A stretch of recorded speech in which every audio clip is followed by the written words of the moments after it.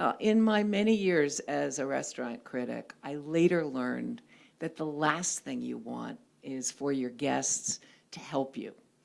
And I learned to say to people, this is my job, not your job. Whatever you think, just keep it to yourself. Just enjoy your dinner. And I had rules. I mean, I know some restaurant critics are very doctrinaire, and they will say, you're going to have this, and you're going to have that, and you're going to have that. My way was a little different. I would just say to people, okay, everybody has to eat something different. If you see something you want, claim it fast, because I don't moderate food fights. But I didn't know any of that at this point. And of course, my roommates all really want me to have this job. And so they are throwing information at me. So one of my roommates, who is actually now the restaurant critic of the Los Angeles Times, is sitting there going, yes, there's a little basil in here, and I think there's some cilantro, and is that rosemary I'm tasting? So she's sitting there deconstructing every dish. Nick, one of my other roommates, had been a bartender, and he does not take his eyes off the bartender. He's noticing every move the man makes.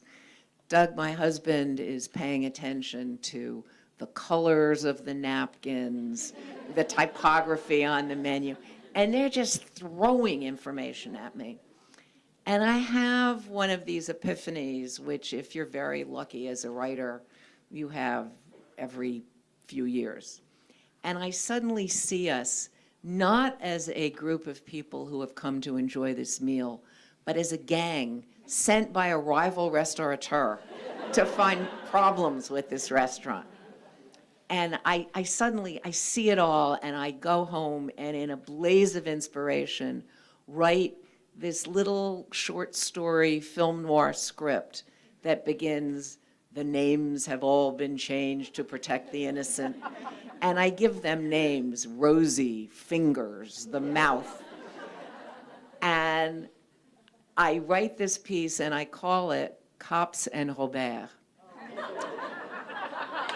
And I think I better sleep on it. So I go to bed and I look at it the next morning, and I really think it's pretty clever. So I get in my little Volvo that you have to start with a screwdriver and drive across the bridge to turn in this piece. And of course, you can't park in San Francisco, so I double park, run upstairs, throw it on John's desk, and leave. And get back in the car and drive back to Berkeley.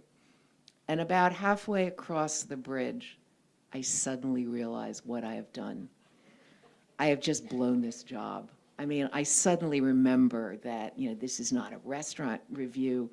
It's a kind of dopey short story. And I get myself into a complete and total panic. I've lost this job. None of my friends is ever going to speak to me again. They're going to be so furious. I mean, the free meals have vanished.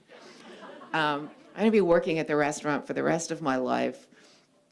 And this is, of course, before cell phones, so I can't call my editor. But the minute I get off the bridge, I go to the first payphone booth, throw in every penny I've got, call my editor, and say, John, don't read that piece.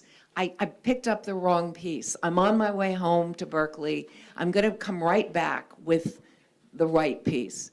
Now, how I thought I was going to write a piece and bring it back, I don't know, but anything to make him not read that piece. And there's this long silence, and John says, it's too late.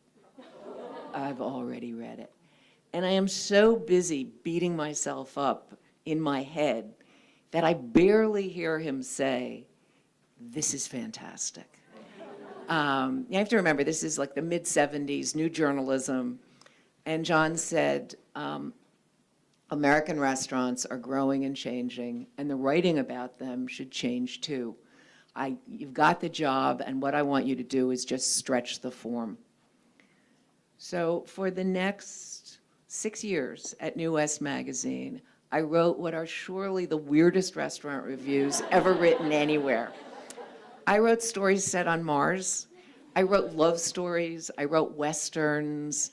I wrote things in diary form. I wrote little odd short stories that kind of had the restaurants woven through them. And they kind of got a cult following.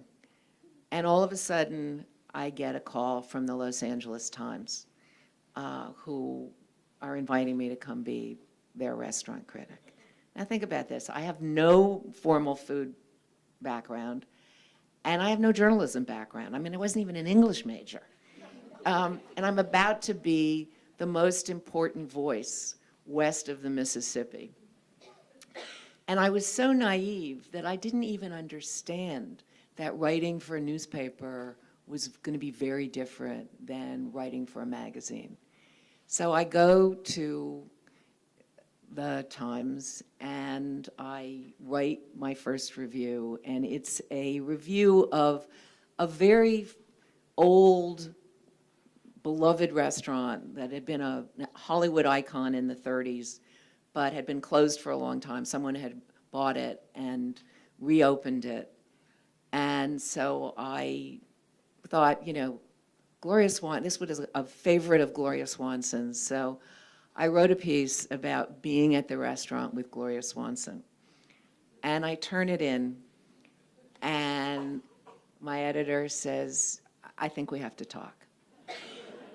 And, you know, he tries to be very gentle, but he says, you know, Ruth, this is a newspaper. I said, I know it's a newspaper. And he said, you can't make stuff up. You didn't go to the restaurant with Gloria Swanson. She's dead. And I had this epiphany of knowing that the great days of these weird restaurant reviews had to be over, and that I was going to have to write restaurant reviews that were anchored in reality, that I couldn't take these flights of fancy. And I thought, okay, how am I going to do this? And I thought, I cannot write restaurant reviews that are just like everybody else's restaurant reviews, because I found the ones that just say, this is what's good, this is what's not good, you should spend your money on this is too salty. I thought they were deadly, and I knew I couldn't do that. And so I went to a restaurant by myself, and I sat there, and I really thought about, you know, what can a restaurant review do? And it occurred to me that probably, I mean, you have to remember, this is the early 80s, so what we were reviewing were mostly very high-end restaurants. And at that point, the LA Times had a circulation of about 1.5 million. And I thought, you know, maybe 1% of the readers are going to go to this restaurant. So what I can do for people is take them there, put them in the seat, have them try and taste this food. And I think the greatest compliment I ever got as a restaurant critic was, I got, after a few years there, I got a note from a reader saying, I wish you would write more reviews about steakhouses. And I said, why? And he said, well, I had bypass surgery and I'm not allowed to eat red meat anymore. And the only time I ever get to taste red meat is when you write these reviews. And again, when I turned these first reviews in, my editor at the LA Times said, you know, I mean, these are not like what we're used to running, but they're interesting. He said, well, give them a try. And for me, the experience of these two tries at doing something different have kind of been a life lesson, because, I mean, what I learned from that first one was take a chance. You know, if you have an opportunity to do something that's out of the ordinary, that's a little scary, take a chance. And it really kind of informed everything I've done for the rest of my life. I know that for me, if it scares me, it's probably the right thing to do.